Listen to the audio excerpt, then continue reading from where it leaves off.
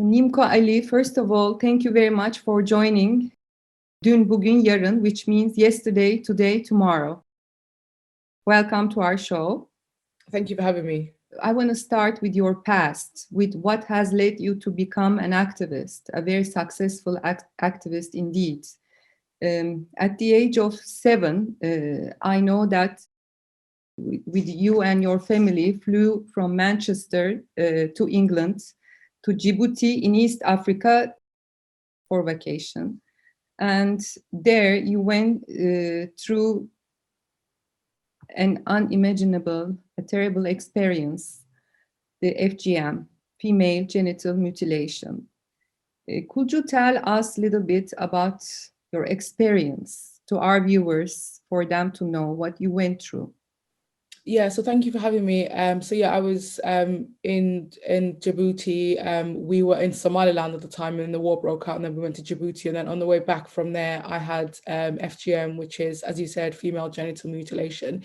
And I had no kind of context in terms of what was going to happen to me, but it was something that was very brutal and very confusing. And even though at the time it wasn't, I didn't think it was going to be life-threatening. It ended up being, I ended up having more complications from it because Djibouti, East Africa, Sudan, and also Egypt have a form of FGM called infibulation, where they kind of stitch the anatomy of the girl together, leading to severe complications afterwards. What did you feel?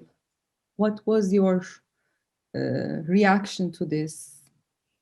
I was a very British child on the continent of Africa. So for me at the time, what I felt was confusion and more emotional hurt. I knew I just wanted to go home, and to me, home was Manchester at the time. So yeah, so what I felt was pure confusion. And it was interesting when I came back to the UK. One of the things that I never had was to be embarrassed or to have shame around what had happened to me, because it was this weird thing. I never thought about it as being cultural. I never related it to my faith or to my identity as a Somali woman. I just saw it as something that was just completely bizarre. So I remember telling my teacher at the time, and imagine talking to your teacher who you trust and you think is this fountain of information. And I said to her, I had this really weird thing happen to me, and I was very graphic because I remembered everything about that experience. And she just looked at me and said, oh, well, that's just what happens to girls like you. It's basically a little bit like a bar mitzvah. It's a coming of age. And for me, I think the emotional impact of FGM has been more long lasting than the physical elements of FGM, because I had a medical intervention when I was 11. Medical intervention? Yeah, so because like I said, the FGM that I had was a very invasive form of FGM. It ended up leading to kidney failure, or, well, almost near kidney failure. And then I had to have a defibrillation, which is the undoing of the stitching of the female anatomy. And I had that done when I was 11 in Cardiff, which is another city in the United Kingdom. And again, for me, what was really strange was the fact that there I am in a major institution in the NHS, and nobody was still concerned about these horrific physical scars that were left on me, and nobody really cared about my personal well-being as well as a child in that country. I know I have interviewed many survivors in the past for my book, and I know they feel a big resentment towards the mother or to the female figures in the family or within the close environment who do this. What was how was your resentment? You felt obviously some resentment. What was it? And Yeah, did you forgive? Yeah, for a long time I was angry at my mom because she was complicit in the act, and so was my grandmother. But growing up, what I learned is the fact that she had very little say over the fact that whether I was to have FGM or not. The only power that she had was within the context of how it would happen. And for her, it was like if she got me someone that was more medical, she would basically ease the pain of the act of FGM. But what my mother had control over was the way I was raised after I had the FGM, and she allowed me to be free and to be different to a lot of the other Somali girls that I'd grew up around. my FGM happened really out of context. I come from a family that really, like, supports my ability to be educated, to be outspoken, to do what I do. But the women still within that context of the country and the continent of Africa where they were living at the time had very little control over whether I could have FGM or not. And in 2018, my grandmother passed away. And in that journey, and also the journey of writing my book, I found that actually I had the power to forgive my mum rather than demanding forgiveness from my mum, because I've gone through a journey and I've had the privilege to be okay with my FGM and to be so beyond it that I hold the power rather than the people that once thought that having the marks of FGM on me would kind of break me. Is it, to your opinion, what is it that forces women to still do this to their daughters in Africa and also in Middle East? It's very common, we know. Yeah. Is it maybe the stigma, the fear of stigma they might have to face from the society because they have to do this to their daughters? That is basically, that's one of the things that holds it to happen, but ultimately it's about economics. FGM is an economic investment in the girl on the continent of Africa specifically, because marriage is still the only financial security that women have. So we have spent the last almost 40 almost the last 3 or 4 decades not really looking at Africa as an economic continent, as a place to develop business and to give women money and power in order for them to make choices. Like I said, my mother was educated, but she was married off to a man with money, and she did not hold the money and she did not hold the power nor the decisions. And very, very little, if not even any African women actually hold any money or any power. Mm-hmm. So it is literally about power. These women do it because the whole point is their daughters won't get married unless they're cut, and cut women are being demanded by those that are in society, so the men that are holding the power. So essentially it is survival, and one of the key ways to end FGM is to actually economically empower women. I stand here today as a woman who has had FGM, but living in a way where I have more choices than my grandmother and my mother could ever have, because of the fact that not only am I educated, but I have my own bank account and I have my own money, and that allows me to make choices. The idea that I'm in my 30s and unmarried and single, it was never heard of, because otherwise I will be destitute and starving onto the streets of wherever I was living at that time. So the premise of FGM is ultimately driven by the fact that women have to be married, and Africa's biggest commodity and the biggest trade at the moment is the bride price. And a girl that is subjected to FGM is worth more. So women do it because they have to, and they have to because that is the only opportunity that's open for their daughters to survive. And what prompted you to speak out against FGM? Obviously, it's your experience, but it takes guts to speak out. It becomes another dimension, it's another level to speak out about what you went through and to be the voice of those unheard voices. I think it was how my silence was very much complicit to the misunderstanding of FGM. I grew up in this country, and I was in big institutions where I could have gone through as a survivor myself as a child, and those institutions constantly misunderstood the concept of FGM. I would sit around and where people would say, oh, FGM has happened through ignorance. I'm like, no, FGM is an organized crime. Mm-hmm. So for me, what really made me speak out was the fact that the country that I lived in and the country that I loved was being duped by people who were perpetrating abuse of women. And then on a broader concept, the continent of Africa has been sustained by women, and women who have suffered a lot, and we seldom give them the opportunity in order to be able to define their own destinies. And so I wanted the world to see that you can be a survivor of FGM, but you can also be beyond that. If we are going to end FGM by 2030, we have to do it by empowering African women. So I think it was this idea of trying to move away from the victim and try to tell a survivor and say to a room full of prime ministers and world leaders that and like, an FGM survivor is not a broken woman, but is a woman who can actually lead a continent and lead a country. And I've seen that on a day-to-day basis. So I just thought I had the privilege and the platform to advocate for the 200 million women like me, and it would be foolish of me to give that up. We know that now that you gave figures that there are at least 200 million girls and women who went through FGM. Every 11 seconds, a girl sadly undergoes through FGM around the world. And figures at hand suggest that 1/3 of all girls in the region will undergo FGM by 2030. Am I right? Yeah. Yes.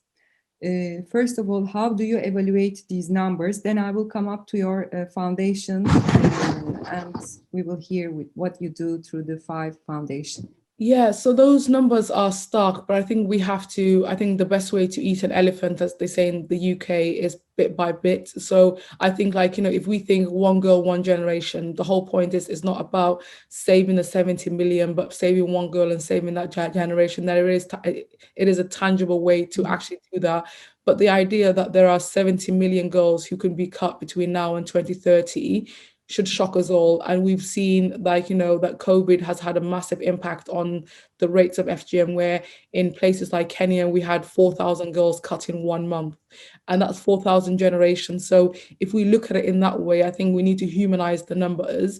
And these are not just statistics, they are girls, and they are futures of a fast growing continent, which we need to care about. And I know through the UNFPA and UNICEF data, we know that with COVID-19, there will be an additional of 2 million cases of FGM. It may occur over the next decade due to COVID-19. How do you evaluate these numbers? But see, the whole point is that is true, the fact that we are seeing more girls cut, and those girls are not just being subjected to FGM, they're also then being sold into sexual servitude under the term of marriage. So women, like, in Africa, specifically girls, are a commodity.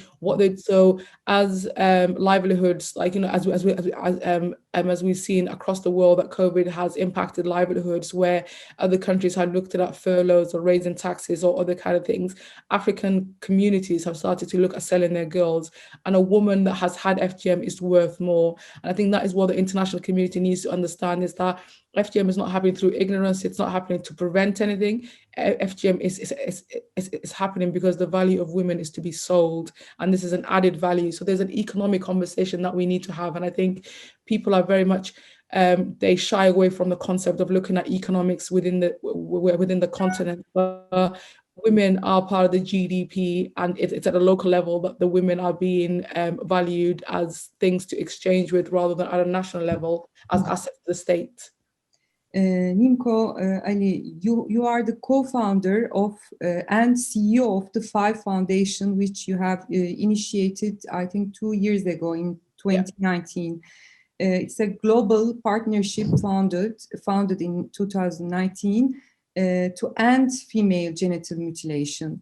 We know about your work with heads of states and international media organizations, NGOs, to make real change on this pressing and very sad issue. Could you tell us a little more about your achievements so far? Where are you to end FGM? Yeah, so we've had some great successes within the UK, and in 2015, the Sustainable Development Goals recognised FGM as one of the key indicators in order to achieve Sustainable Development Goal 5. Ultimately, the main element of ending FGM is about funding African women, is funding women on the front line, and that is the root, that is the fundamental principle of the 5 Foundation, is that FGM is primarily an African issue. It has African solutions. Things that work are at a local level, but at the moment that we're seeing that 99.9% of all international development agent funding or philanthropy funding goes to white-led organizations that are multilaterals, that are massive organizations. Nothing is getting to the ground. We need to shift that narrative. We need to be able to say that African women have the answer, but they also need to be given the funds in order to do that. So unless we change the way that we fund issues around like violence against women and girls and FGM, we're never going to end it. So I'm hopeful that we're going to end FGM only if we challenge the sexism and the racism within the way that we fund the issue. According to the WHO, the current and future financial cost of health care for women living with conditions caused by FGM, it stands at $1.4 billion annually. And yet only $1 is available in funding for each woman or girl affected by FGM. How can we ensure for a better and more effective funding to end FGM? Again, it's just the same thing. It's literally trying to get money. There is ways to get money to the front line. And ultimately, the reality is that every single country where population is going to go up, where poverty is going to deepen within the next decade, has a more than 40% uptake of FGM. Girls are out of school and early and forced marriage is a reality. So when we talk about achieving the Sustainable Development Goals, the key thing to the global goals is Sustainable Development Goal 5. Without gender equality, you can't end hunger, you can't end poverty, you can't get real transparency and forward thinking in terms of healthcare. And to get gender equality, we have to be able to end FGM. So the fact that when a 5-year-old girl is being held down in a community in order for her to be sold more, like, you know, whether it's for 2 camels or 2 goats or whatever it is, or even for $100 more, we're not going to be able to achieve gender piety, and we're not going to be able to achieve gender equality. And for me, it's about telling the G7 and the G20, these massive countries that are leading in terms of these conversations. Their success depends on Africa's success, and Africa's success depends on Africa's female future. If you don't invest in Africa's female future, you are going to have a continent that has over 3 billion people. You're going to have a continent with most of those people being born to young adolescent girls who haven't been able to be educated, who've been subjected to FGM. That leads to drought, that leads to conflict, and that leads to extreme, insecurity on this side of the world. So funding is key. It doesn't have to be billions, but it has to be millions well spent. And trust me, the returns are better. So I always say that I find this case to make, in terms of ending FGM, makes sense more to bankers than it does to INGOs, because INGOs have a business model that doesn't try to put itself out of business. An hedge fund investment lead would say, well, if I put in 100,000 into here and it develops with a slowdown in birth rates, with more security and environmental impact, that actually makes sense. So I think we have to be able to address the fact that if it's going to cost you $1 billion, but you're only spending $1, it doesn't make any sense. If you spend $100 and you save $1 billion, it makes sense. So I think my kind of call is not the same call as many of the NGOs are saying, to keep spending money the same way. It's spending differently and spending quite quickly and spending it direct. And that's the call of the 5 Foundation. And I hope your listeners are listening to that, because we as countries, developed countries, have an opportunity in order to be able to give women across the world the same kind of equality and the luxuries that we have, which are basic human rights and freedoms protected. Nimco, in 2019, you were appointed Officer of the Order of the British Empire for services to tackling FGM and gender inequality. And a few months ago, in October 2020, you were appointed by UK Home Secretary Priti Patel as an independent government advisor for tackling the violence against women and girls. What are you advising to them? How are your conversations going through? You're thinking out loud, I'm sure, together to end the FGM, also the violence against women. How this has been going on so far since few months, and congratulations on this. Thank you very much. It's been great, because I've been on record to say that the UK has a feminist prime minister, and Priti Patel is a woman that cares also about ending violence against women and girls. So it's an honor to serve the government, but it's also an honor to challenge them and to say that the things that they need to do differently. So they are committed to ending violence against women and girls, both in the UK and broadly. And my role is just to be honest and also to bring the voices of more people into the government consultation on tackling violence against women and girls. The UK is an interesting place where the fact that we are one of the most developed economies in the world, but still 2 women are being killed by current or ex-partner. Our rape convictions are quite dire. And the fact that the fear of violence is a reality on a day-to-day basis. I have survived something that is very alien to the general British public, which is FGM. But I'm also, as a woman, on a day-to-day basis, living with the fear of sexual violence, living with the fear of harassment on the streets and other things. And if I can achieve one thing through through the work that I'm doing at the moment, is to show the public that the government is listening. And secondly, if success is something that I want to see, one of the things I want to see is for women to be able to live without the fear of FGM, but FGM and other forms of violence. And I can say that specifically within my family, when it comes to the issue of FGM, I have a niece who's just turned 10 years old, and the fact that her lived experience is so different from mine, the concept of FGM is not even a reality, or is not even anything that she knows. And I've never had to explain to her the work that I do, because I don't want her to know about the graphics of the things that people she loves and her family have gone through.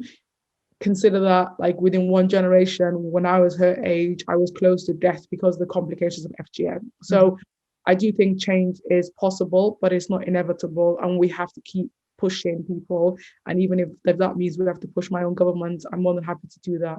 Would you say that thanks to your involvement as an activist, your niece going through FGM, the fact that she could have gone through FGM has been prevented?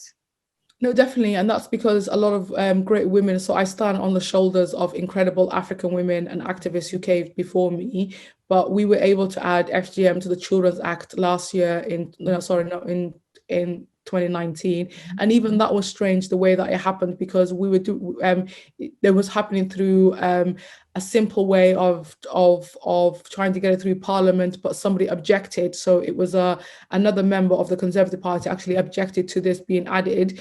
And then the UK government, the Prime Minister, Theresa May at the time, gave me, a former child refugee, an African child that lives within her country, the ability to be able to be recognised, and gave me time within her government's Parliament in order to pass that legislation. So it has been really incredible how something that doesn't impact a majority of the UK population has actually taken root in the UK, but it's because they've seen the humanity of girls like me, and the fact that my niece is seen as an individual that needs to be protected by the UK is something that I'm incredibly proud of, and I'm very honored that they've done that, and I will be forever grateful, because I want to know that she and other girls like her are safe without necessarily me having to be there.